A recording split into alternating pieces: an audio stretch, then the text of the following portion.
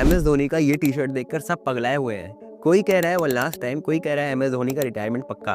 पर अगर मैं कहूँ धोनी सिर्फ 2025 ही नहीं 2026 और 2027 का भी IPL खेलेंगे तो कुछ महीनों पहले धोनी ने एक गोवा के इंटरव्यू में कहा, अब आने वाले कई सालों में मैं क्रिकेट एंजॉय करना चाहता हूँ जब तक मैं खेल पाऊँ। देखो धोनी का लोगों में पागलों वाला क्रेज देखते हुए BCCI अभी तो इनको जाने नहीं देगी। ये पहली बार नहीं है कि धोनी के रिटायरमेंट्स के रूमर सुनने को मिल रहे हैं। पर सोचो अगर ये सच हुआ तो जिसको क्रिकेट ग्राउंड पर देखने के लिए हम सालों इंतजार करते थे, अब ये उसका आखिरी साल होने वाला है। भाई ये सब छोड़ो और कमेंट में बताओ आपको क्या लगता है और सब्सक्राइब करो क्रिकेट बाज को।